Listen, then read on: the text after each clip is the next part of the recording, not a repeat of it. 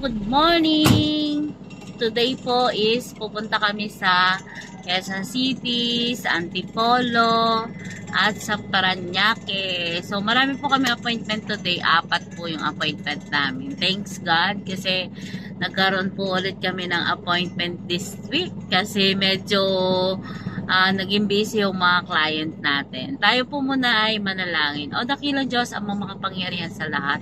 Nagpapasalamat po kami sa napakagandang umaga na ipinagkaloob mo po sa aming mag-asawa, Panginoon.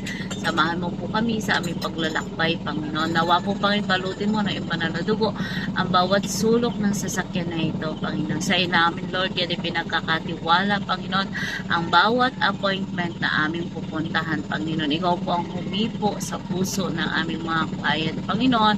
Makakuha kami ng magagandang referrals, Panginoon. God, basbasan mo po ang aking mga labi, Panginoon, upang magamit ko, Panginoon, ng mga right word, Panginoon, para sa kanila, Panginoon.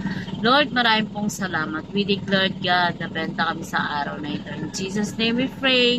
Amen. Yan. Wala akong tulog ngayong gabi. Simula kagabi alas 9, nag-brown out sa amin. Nagkaroon na lang ng kuryente. Alas 3 na. 4 na yan. Alas 4 na. So, igigising na rin na. So, di ako masyadong nakatulog. Sobrang init. Yung ano talaga, walang hangin. Kahit buksan mo yung bintana talaga, wala siyang kahangin-hangin. Kaya wala akong ginawa kundi magpaypay ng magpaypay. Halos hindi na ako nakatulog. Yung itutulog ko naman, biglang kailangan na naming maligo. Kasi gawa nga ng maaga kaming aalis. Iwasan namin yung traffic. Appointment kasi namin is sa Antipolo is 9. Sa Quezon City, 9 o'clock din. Ang mangyayari is ihahatid lang ako ng asawa ko doon sa Quezon City. Maiiwan ako doon. And then, diretso siya ng Antipolo. Doon siya magpo-customer service kasi yung client ko nagtawag kahapon. Sabi ko, sige, iwanan na niya ako sa Antipolo. Ay, sa Quezon City. Diretso siya ng Antipolo. Tapos, alauna at alas 4, nandito kami sa Merbel, Parañaque. Meron kami appointment dyan. So, fully book kami ngayong araw na puro demos po yun. Yan. So, wala pa kaming cleaning. So, demo muna tayo. Hopefully, makakuha kami ng sales mag-asawa doon sa aming 4 na demo. Yan. Maraming salamat sa inyo, guys. Medyo madilim pa po ngayon kasi niiwasan po talaga namin yung traffic. Kasi nga po,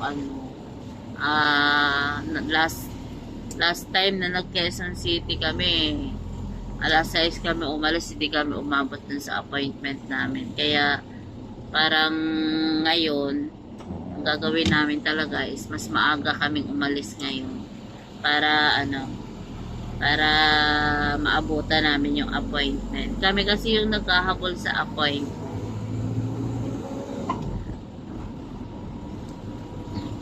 Parang antok na antok talaga ako. Kasi gawa nga ng hirap pag-brown out. Hindi ka talaga makatulog sa init. Maagos talaga yung pawis. Ewan ko ba't nagka-brown out kagabi? Parang first time naman nag-brown out ng ganun katagal. Ewan ko, may parang wala naman announcement. Kaya nga, bigla na lang nag-brown out na alas 9.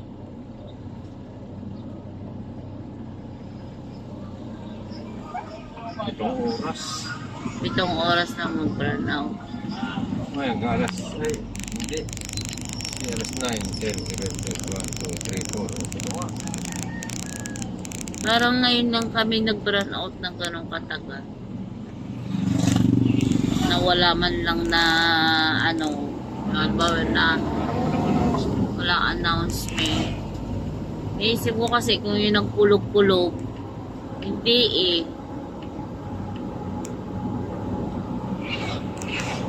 talagang parang pinatay lang talaga yung kuryente. Ngayon, baka yun ay meron din yung kaproblema niya sa linya.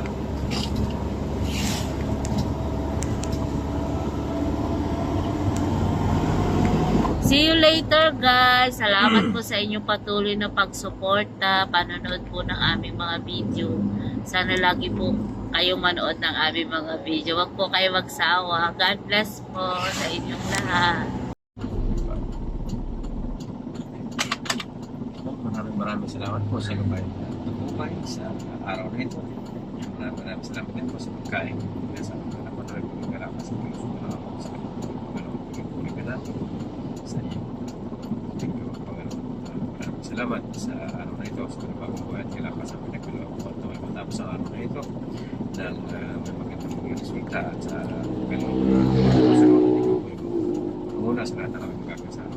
Para mapulit na salamat tinatas namin sa iyo. Tagapagligtas Jesus. Amen. Amen. Kain tayo guys. Parang nakatulog ako sa biyahe. Andito na kami sa sa White Plains ba to? Tumigil muna kami para makakain. Nakatulog ako. Basa pala buhok ko. Hindi kaya delikado yun. Dahil baon ng asawa ko.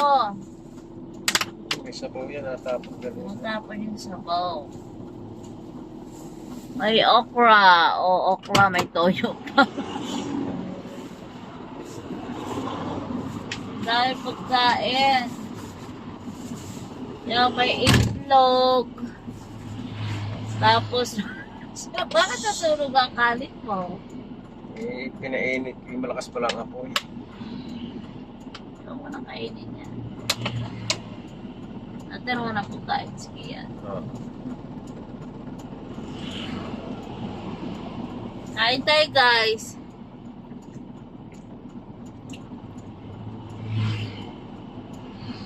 Gusto lang kutsara lang.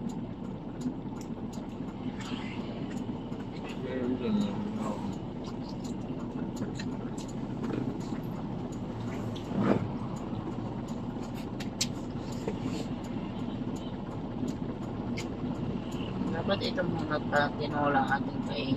Kasi mamaya baka ano.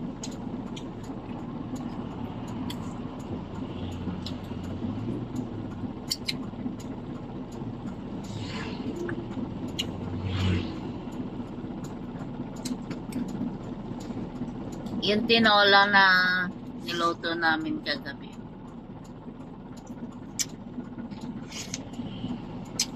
Grabe, antok na antok talaga ako.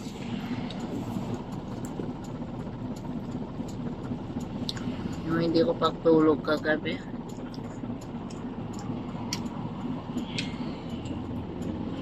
Nagpipiknik na naman kami mag-asawa dito.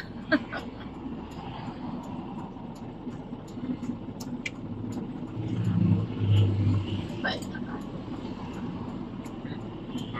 Bye. Ano yung nasa? Awa na kayo.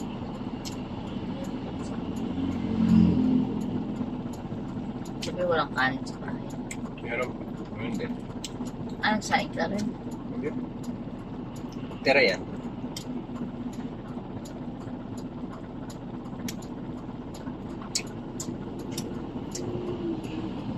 Haba ng traffic, halos isang oras na eh. Wala na ang Guadalupe. Pagbabang yun ng Guadalupe sa may tulay, hanggang dito sa... Sa Guadalupe, wala. Wala. Kung pagbaba lang, doon sa tulay, papunta na ng Pioneer. Doon nagsimula ang traffic, hanggang dito lang sa, ano yan, hanggang dyan lang sa Robinson Galleria. Hello? 3 to 5 minutes lang yan eh. Kaya ngayon eh, ano eh, halos isang oras. Traffic. Nagkaroon ng oras kaya nakakain ng maayos yung asawa ko. Pagka kasi walang oras din nakakain ng maayos yung asawa ko. Kasi sinusubukan ko lang.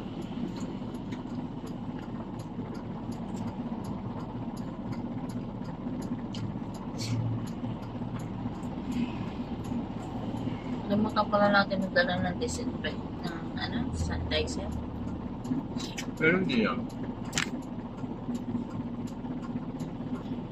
May laman na yung Ano ba? Yung sa ating kamay mismo gagamitin? Maganda yun yan. Kasi ano, yeah. Kahap.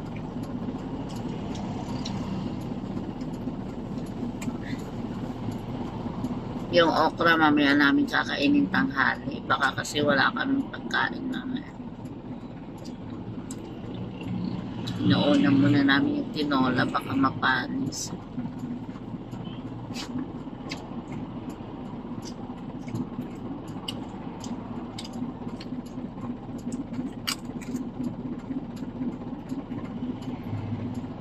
Kain tayo, guys.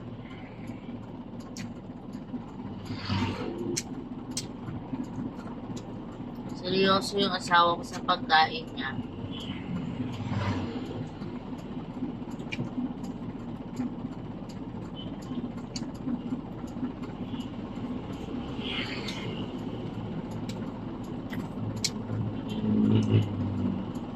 Maaga kami umalis kanina kasi iniwasan namin yung traffic.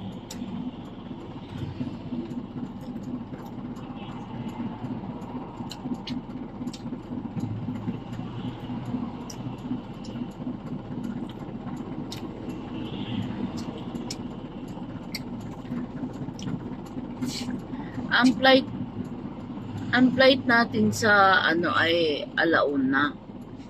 Alas 10 tayo. Hindi kaya malate yun. Asa ng alas 10. Sabi nga, saan eh? Yun. Ang oras. Ha? Di ba may allowance yun dapat? Dapat na oras dapat nakaroon eh. Sabi nga alas 9, nandun eh. Punta kami ng El Nido. Sa Puerto Princesa.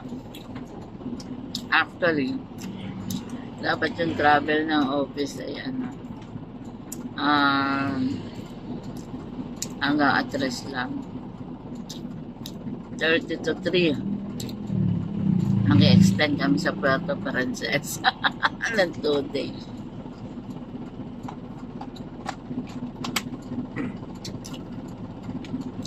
Makagala sa Puerto Princesa. Ayaw mo na. Ayaw na daw ng asawa. See you later, guys. Parang nga po sila minamasay, lalo na kapag wala yung tela.